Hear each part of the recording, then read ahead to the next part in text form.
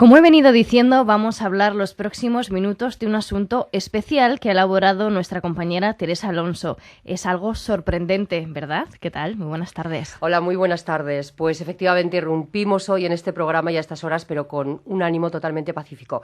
Decías que es sorprendente porque, si así nos lo permites, Laura, creo que sí, ¿verdad? Pues vamos a contar una historia interesante, ya que el protagonista es un superviviente de la guerra de Sidi Ifni, una guerra olvidada, una guerra oculta. Nuestro protagonista se llama José Luis González. Claro que no vengo sola. Me acompaña en el diálogo la persona que habitualmente ocupa este espacio, José Luis Gómez Urdáñez, catedrático de Historia Moderna de la Universidad de La Rioja. ¿Qué tal, José Luis? Hola, Hola, José Luis, ¿qué tal? Hola. Ya ves cómo me he colado hoy aquí, ¿eh? Ay, qué bien.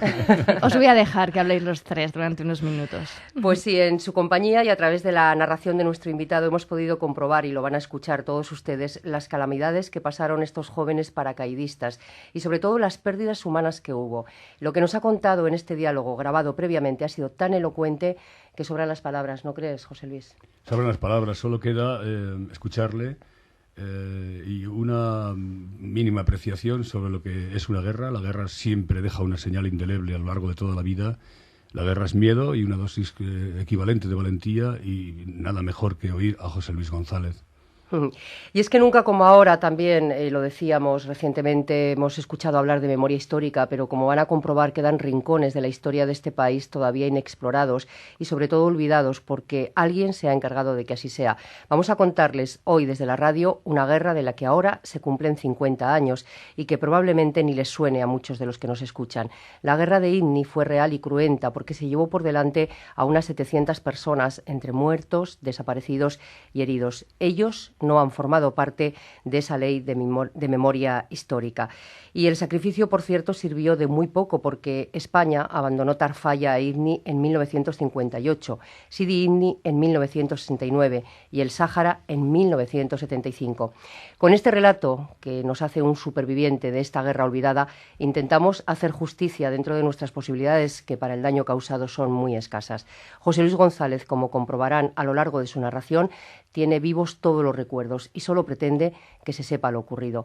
Nos vamos ya, Laura, y dejamos que suene la historia vivida por José Luis y el diálogo que entabló con nosotros. Así empezó todo. Nosotros, el primer golpe moral que recibimos con respecto a la guerra de Sidi Ifni fue la salida hacia África.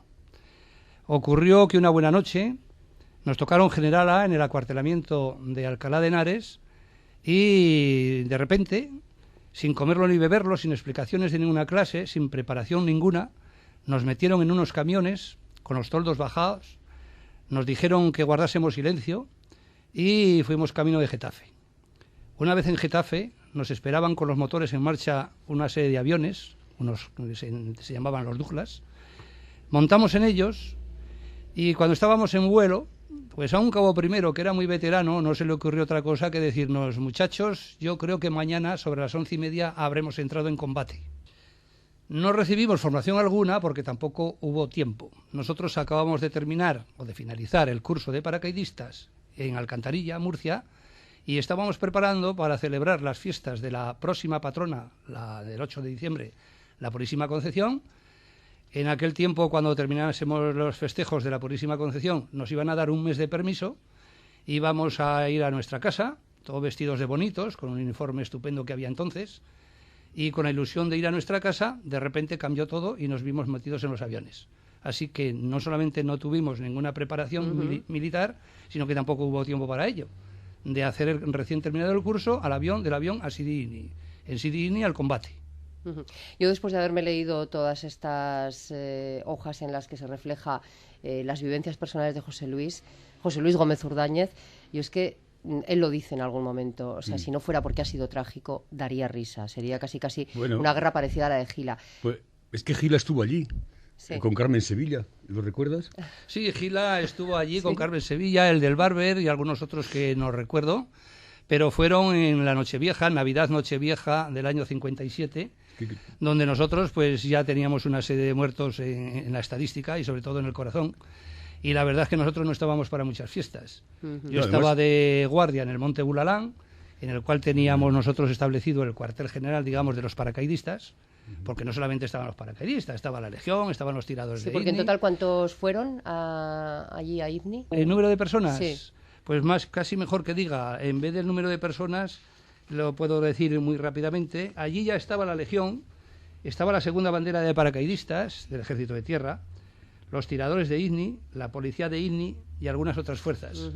Entonces, ante el ataque inesperado, sufrido por las fuerzas del BAL, que era ficticio, porque en realidad era el ejército marroquí disfrazado de 4 desgarramantas. Así es.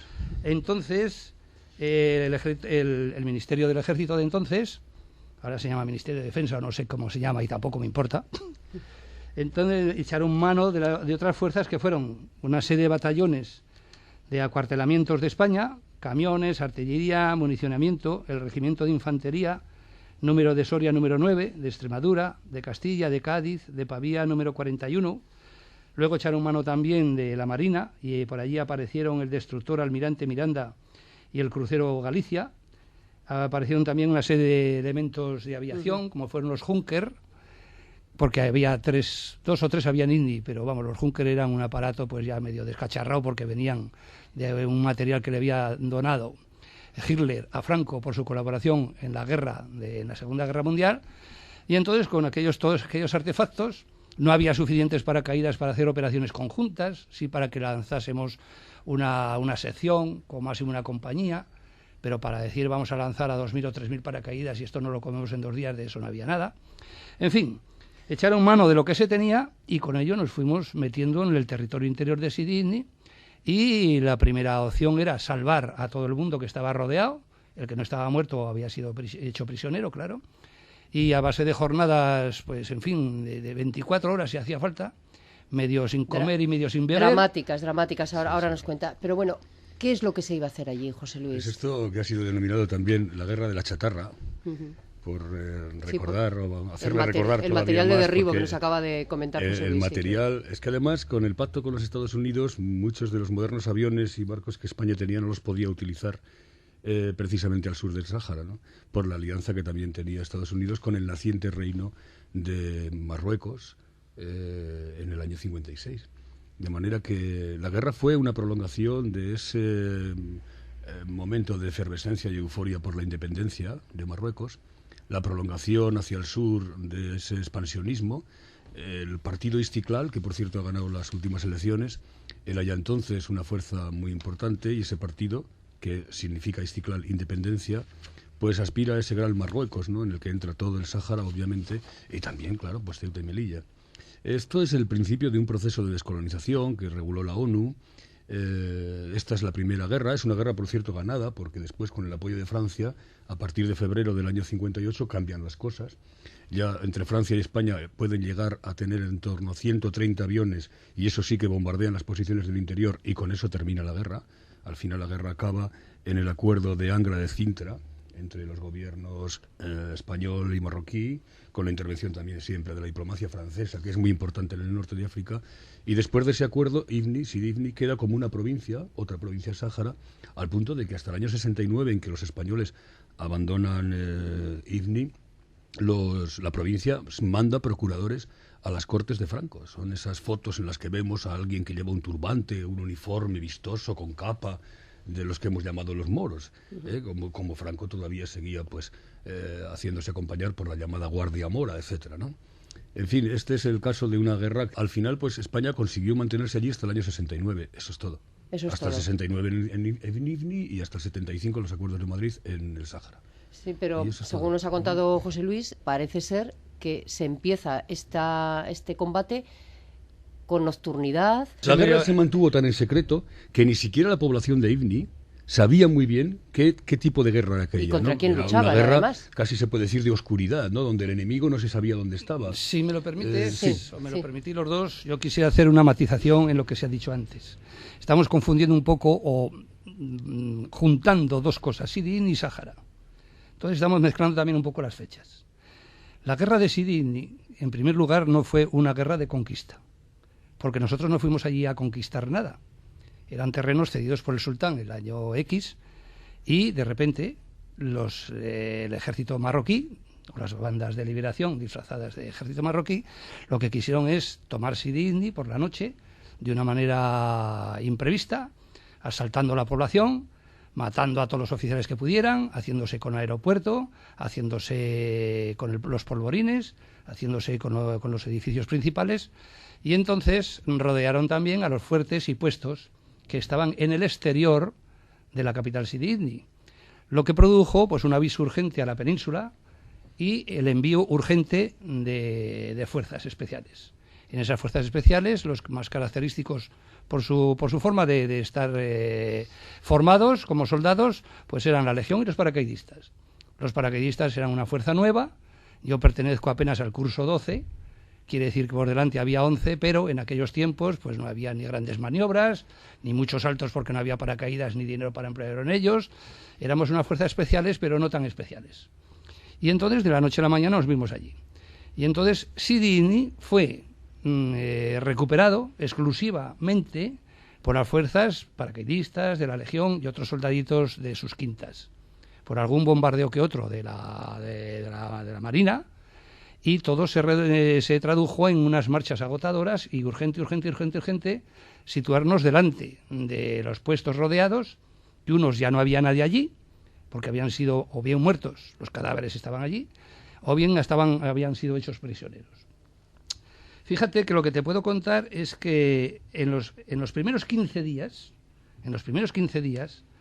provenientes de los puestos y de los lugares de la policía y demás, tuvimos 15 muertos, 40 heridos y 62 desaparecidos en los primeros 15 días. Sin saber muy bien, además, lo que estaban haciendo. Que fue el momento ustedes. álgido de la guerra. Entonces, o sea, en total son 119, digamos, bajas. Estos 62 desaparecidos correspondían a los que los moros habían cogido prisioneros, hombres, mujeres, niños, y se los habían llevado. Y los otros, pues se te caía el alma a los pies cuando entrabas a un puesto, a un fuerte, y lo veías a estilo película, pues un muerto por aquí, otro muerto por allí, y todo hecho un desastre. Entonces, las fuerzas especiales de paracaidistas y de la Legión, acompañados de otras fuerzas, pero estas se quedaban, digamos, en los montes porque eran de artillería, eran de ametralladoras, eran de tal. Pero los que cascamos a pie y los que liberamos el exterior de Sidi Ifni y liberamos a sus gentes, que algunos de ellos eran recién casados y habían llevado allí su ajuar y sus fotografías y sus cosas, pues los liberamos y los trajimos a Sidi Ifni con unos sacrificios y una cantidad de bajas impresionantes, como luego, si hay tiempo, veremos en las operaciones que realizamos. Pero eso de que la guerra de Sidi Ifni fue ganada, a mí no me causa risa, porque me causa tristeza. La guerra de Sidi Ifni fue perdida, ya que tuvimos que dejar abandonado el territorio. Pero más tarde se llega a un acuerdo, es bastante favorable. Bueno, pero para yo me España. Estoy refiriendo aquí al 57 y al 58. Pues ahí está, pues el 58. Entonces en el mes nosotros de julio, dejamos se acaba abandonado la guerra todo el territorio. Y se firma un tratado con el Reino de Marruecos. Y no abandonamos en ese momento, se abandona en el 69. No. Pero se abandona 11 años después. Sí, se abandonó. Esos 11 años, además, son de una vida española muy libertaria, se puede decir casi, ¿no? Porque se vivía muy bien allí, era como una ciudad libre, los militares cobraban 3 veces el sueldo. 3 veces el sueldo. Y la gente pues a la guerra tenía allí ascensos rápidos, que después los promocionaron en la península, de forma que muchos oficiales llegarían después a ser coroneles y a ser generales. Creo, en fin, es que son dos cuestiones distintas. La vida que se tuvo allí durante los 10 últimos años de la colonia fue una vida, digamos, de casi de lujo, y de refinamiento, y de cultura, y de frivolidad incluso, ¿no? Como corresponde a una ciudad que no tiene otra cosa que hacer que estar allí todos juntos todo el rato, y son todos conocidos, son todos del estamento militar. Yo creo que lo que pasa aquí, esta es la consecuencia de lo que él solamente quiere centrar. Yo puedo hablarte, me habéis traído a mí aquí para hablar de la guerra de Ifni. Y la guerra sobre el terreno. Pisando tabaibas y pisando cadáveres, aunque sea un poco, esto ha sido un poco fuerte, ¿no? Y tan fuerte. El territorio de Sidi Ifni, una vez que liberamos a la gente de los fuertes y de los puestos y los trajimos a Sidi Ifni, fue abandonado. Y nos refugiamos todos en un perímetro defensivo que el mando estableció alrededor de la capital. Por lo tanto, nos encontramos en la situación de Sidi Ifni capital liberada o guardada por medio de un perímetro defensivo y el resto del territorio abandonado. Entonces, para mí eso pues no es ganar la guerra de Ifni. Abandonado por todos, ¿eh? Otra cosa es que luego, pues bueno, políticamente hablando, se llevase de alguna manera hasta el 69, Pero eso es otra cuestión. Yo puedo hablar aquí de la guerra de Sidi Ifni. Y de otra cosa no puedo hablar porque no lo sé. A mí sí que me ha llamado mucho la atención de lo que está contando José Luis. Ustedes las 24 horas estaban en plena acción, por lo que veo, ¿no? Y José porque Luis? el día no tenía 36, si no también hubiéramos estado los Bueno, pero 36. eso es un drama, eso es Bueno, dramático totalmente, ¿no? Para nosotros Es una guerra. Sí, dejaba sí, de sí. ser un drama, podríamos decirle drama físico y drama de sentimiento. Nosotros los paracaidistas entonces, recién creado el cuerpo, sin experiencia de ninguna clase y sin haber intervenido nunca en ningún combate, en ninguna guerra, ni falta que hace, pues nos encontramos con dos cuestiones principales. Uno, la alegría que nos daba llegar a un lugar y liberar a las mujeres, niños, militares, civiles, médicos, carpinteros, en fin, lo que hubiese allí, liberarlos y traerlos a Sidi Ifni, eso indudablemente era una alegría. ¿Y esos los Pero por el liberaban mue- de quién? ¿Cómo? ¿De quién los liberaban? Los liberamos del cerco de los moros. De los moros, ¿no? De los cercos de los moros. Del cerco del Ejército de Liberación, del BAL, Bandas Armadas de Liberación. Pero como- que era mentira. Sí. Porque esas bandas armadas de liberación estaban compuestas por miembros del ejército marroquí, disfrazados de bandas armadas, de un señor que lleva un camello y en el camello lleva un fardo de no sé qué y debajo del fardo lleva una ametralladora y 5 fusiles. Es que Ya. esto es así. Entonces tú no sales al monte a pasear y a tomar el sol. Cuando sales al monte lo primero que tienes que estar es preparado para entablar un combate. Que ustedes a veces no sabían ni dónde estaba el enemigo. Claro. Empezaban, pero no... Nosotros muy pocas veces entablamos un combate cara a cara, como se entiende a través de una película, con un señor que tienes enfrente a 5 metros y tú estás enfrente y entablas un combate con él. Nosotros la mayoría de las veces no veíamos al enemigo. ¿Por qué? Pues porque fuimos llevados allí. De repente, el territorio de Sidi Ifni es todo un territorio muy lleno de montañas y con sus vaguadas correspondientes. Ellos dominaban perfectamente el territorio, sabían mimetizarse con el mismo y muchas veces los podías tener debajo de unas matas, pasar delante de ellos y no verlos. Entonces, cuando ibas camino de un fuerte, normalmente, los primeros tiempos, pues eras ametrallado, eras bombardeado, te metían 30 o 40 granadas de mortero, te hacían 5, 6, 7, 8 muertos, 12 heridos o ninguno, según el combate, y luego desaparecían. Y nosotros muchas veces no sabíamos si íbamos detrás de ellos o nos llevaban ellos detrás de ellos. Porque, claro, es que tú date cuenta que si te ponen de repente en un lugar desconocido, empiezas a caminar monte arriba, las vaguadas, etcétera, y no sabes por dónde vas, por muchos planos militares que tengas. Y todo esto, según también he podido leer, sin comida, sin bebida, en Bueno, unas eso es- condiciones físicas totalmente Sí. siniestras, viendo cómo caían los compañeros y los tenían que recoger e incluso... en fin, bueno, es que casi algunas escenas que de las que cuenta José Luis aquí son casi irreproducibles, o sea, Sí, porque me parece muy lamentable e incluso obsceno por parte de nosotros que habiendo vivido estos señores esas circunstancias, casi nadie sepamos cómo estuvieron, ¿no? Que es lo que de lo que yo partía ese diálogo y le preguntaba precisamente al catedrático que cómo es posible que los españoles no tengamos en nuestra memoria histórica también a esta gente, ¿no? Que de la noche a la mañana se vieron involucrados en una guerra sin saber exactamente muy bien ni a qué iban, ni cómo iban y sin ningún tipo de preparación. Sí, la guerra oculta más que olvidada, Sí, porque sí, fue sí. ocultada a propósito. Franco estaba preparando ya los 25, lo que yo creo que van a ser los 25 años de paz. Uno de los frutos, digamos, del franquismo fue la paz conquistada después del año 39. Y por tanto esta guerra se tenía que olvidar.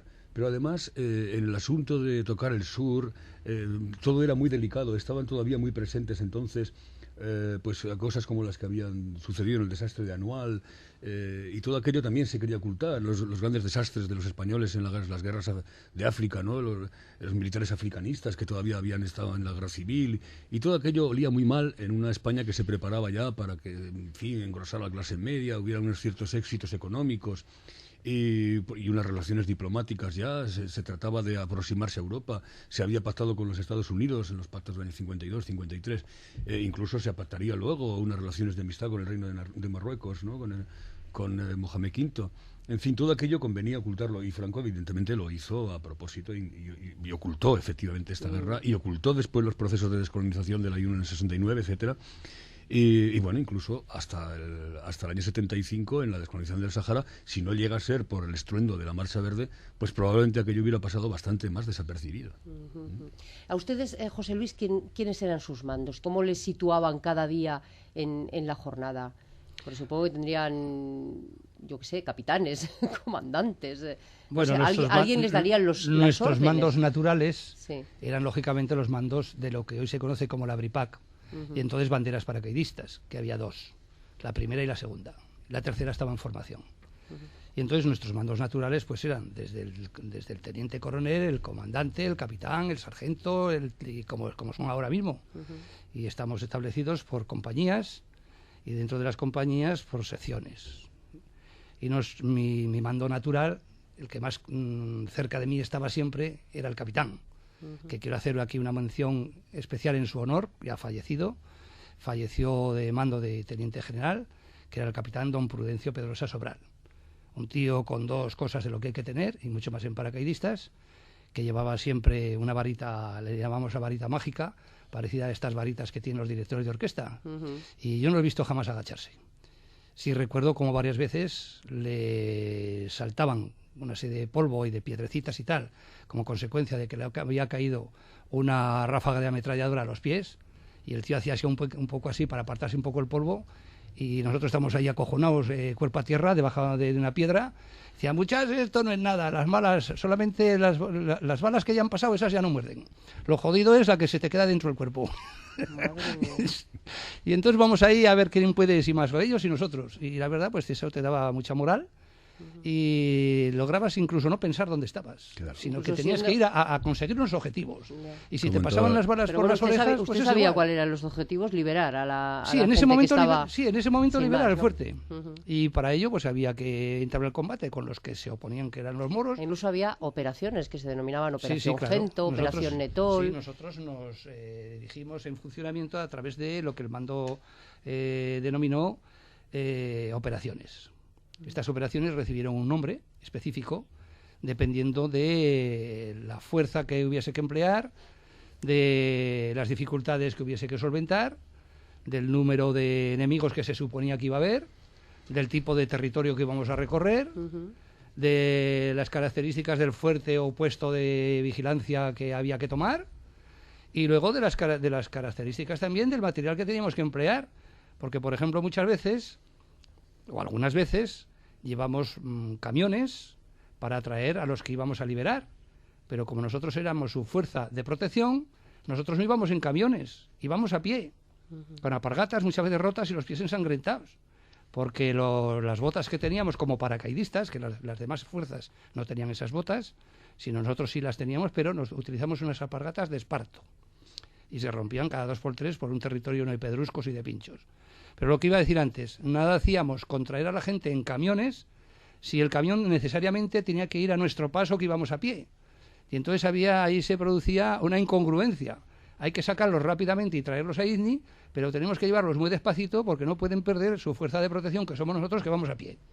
Entonces aquello era un cachondeo. Y como hemos dicho antes, no sabemos si esto es la guerra de Gila o de qué es esto. Era tristísimo. Usted lo dice, es muy triste, la verdad, ¿entiende? Pero sobre todo en las circunstancias en las que estaban.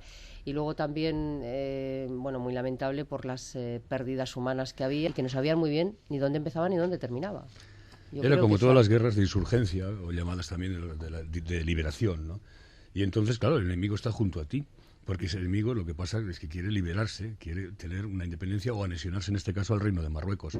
Entonces, bueno, pues son gente que ha crecido contigo, que está allí. Lo que pasa es que en esos momentos pues tira el nacionalismo, tira ese gran Marruecos a crear y los obstáculos son los españoles, los militares que están allí guarneciendo una posición que pues evidentemente los insurgentes piensan que les corresponde. Se dio la circunstancia, ¿no? Se dio la circunstancia, tal como está apuntando aquí José Luis, de que en las fuerzas de tiradores de Izni, un gran porcentaje de ellos eran personal indígena, que estaban allí, pues digamos, aunque estuvieran simplemente por comer, pero algunos tenían espíritu de militar y estaban agradecidos a España y estaban dispuestos a hacer por España lo que fuera, menos en aquel momento que se marcharon todos al ejército marroquí con armamento y vitralla, y al día siguiente nos pegaban tiros a nosotros. Claro, pero ocurre también al revés.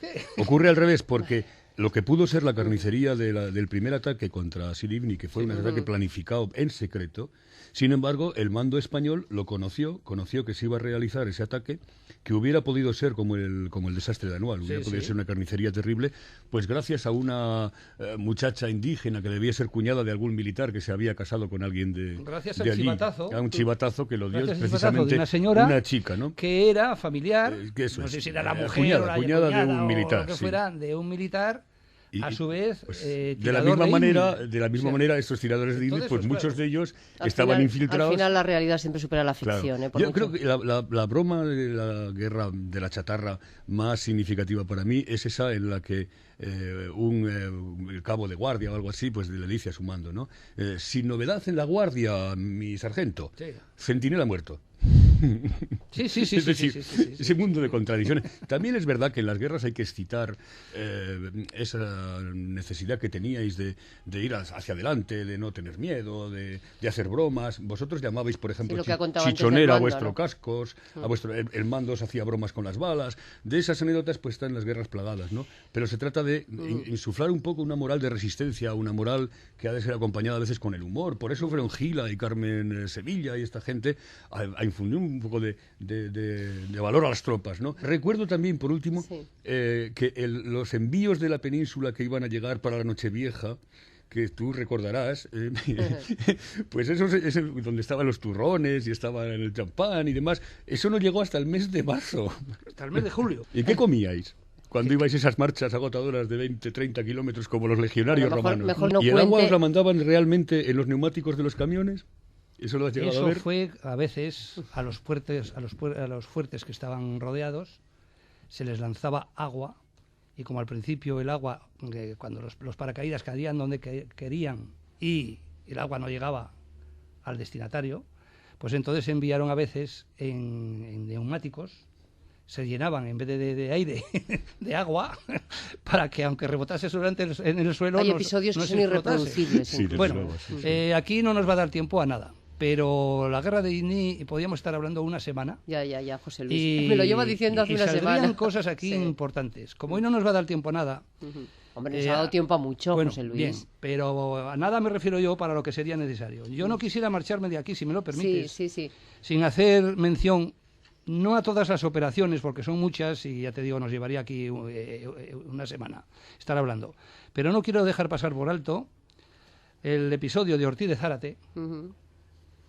Y el episodio del salto en paracaídas en Ercún, que fue el nuestro, que fue lo más valioso en cuanto a operaciones paracaidistas se refiere, porque, claro, si nosotros éramos paracaidistas, lo más importante para nosotros es ofrecer una actividad paracaidista, una actividad de soldado profesional que está preparado para entrar en combate, pero él no va a pie, va en avión, se lanza y entonces se convierte en infantería. Sí, cuéntenos las operaciones. Bueno, vamos a empezar por si luego no hay tiempo para todas. No, es que no tenemos mucho tiempo. Bueno, ya. Pues vamos a operar con la operación de Ortiz de Zárate. Había un puesto que se llamaba Telata de Esbuía, que yo he estado hace poco en él, recorriendo con harta emoción todas las ruinas que allí quedaban y haciendo un homenaje a mis compañeros caídos en aquel momento. No sé si me exponía que me cogiera la policía y me llevase preso por ahí, pero a mí me da igual. Entonces, digamos que el personal del puesto de Telata de Esbuía fue herido de gravedad. Entonces llamaron por radio a Sidi Ifni y dijeron que necesitaban urgentemente ayuda para sacarlos de allí. Como siempre, o sea, había que sacar a la gente de los puestos. Entonces Ortiz de Zárate, que era un teniente, un jovencito, marchó con 25 hombres en su ayuda. Nada más salir de Sidi Ifni, a unos 10 o 12 kilómetros más o menos, ya fueron tiroteados durante el camino. Pero llegó un momento en que los rodearon. Los rodearon en una cima y allí estuvieron rodeados durante 10 días. La odisea que pasaron ellos y que nos contaron después, cuando ya los liberamos y los trajimos con nosotros y nos contaron ellos, porque yo no estuve en esa operación, en ese rodeo, llegó un momento en que, fíjate tú, llenaban con orina las cantimploras y las ponían a refrescar por la noche. Y esa era el agua que tenían, agua entre comillas, lógicamente, al día siguiente. Tuvieron... Le he dicho que había episodios irreproducibles porque me refería a eso. 5 muertos y 14 heridos, entre ellos el teniente. Pero que es que el teniente, antes de salir del campamento de paracaidistas, se dejó decir una frase, que fue la siguiente: entraré en Telata o en el cielo. Que esa frase la tenemos grabada los paracaidistas tanto en los cuarteles, en placas de oro, como en el corazón. Porque este señor, este teniente, jovencito, paracaidista, pues ya se vislumbraba lo que le iba a pasar. Marcharte a territorio ya rodeado por los moros, eran aproximadamente unos 40 kilómetros que tenía que llegar, pues ya se figuraba que era una misión casi imposible, y el mando también. Pero bueno, esta acción del teniente Ortiz de Zárate dio como consecuencia, aparte de las medallas que le impusieron y tal, hoy tenemos la tercera bandera de paracaidistas que lleva su nombre. Y eso no quería yo dejarlo pasar, pues porque fue un ejemplo para todos y también un ejemplo de las circunstancias que allí se rodeaban a la actividad paracaidista que nosotros llevamos. Sí, la otra operación que quiere. Y la otra operación, mencionar. sí, la otra operación es el primer salto paracaidista en la historia de la BRIPAC, de la primera bandera, porque no hay que confundirlo con el primer salto de todos, el primer salto primero de todo, porque fue realizado en Tiliwín por la segunda bandera paracaidista. Ese fue el primer salto de todos. Pero nosotros, en lo que a mí corresponde, que en mi vida me había visto yo en semejante aprieto, fue el primer salto en guerra de la primera bandera. No hay que confundir las dos cosas. En Sydney se realizaron 2 saltos de guerra en paracaídas. Tiliwín, que fue el primero de todos en la historia, y Erkun, que fue el primero de la primera bandera. Y entonces a mí me tocó, y entonces pues no se puede explicar, ahora mismo me estoy emocionando, porque primero salimos de Sydney, dirección al mar, que no teníamos, la marina que estaba debajo se le preguntó que caso de que hubiese algún accidente y tal, ¿cómo nos podría ayudar? Y la marina nos dijo que ayuda moral toda, pero práctica ninguna porque no tenían salvavidas. Ya entramos en zona de combate, cogimos la zona donde teníamos que saltar, y cuando tú te ves en medio de bombardeos, de ametralladoras, de tiros por debajo de ti, y tú estás encima, con el cielo cubierto de blanca rosa de sedas, que le llamo yo, y dice, ¿qué sentiste en aquel momento? Pues ni se sabe lo que se siente, porque se mezcla el miedo, se mezcla el olor, se mezcla la hombría, porque dices, bueno, yo estoy aquí, han confiado en mí, yo tengo que cumplir.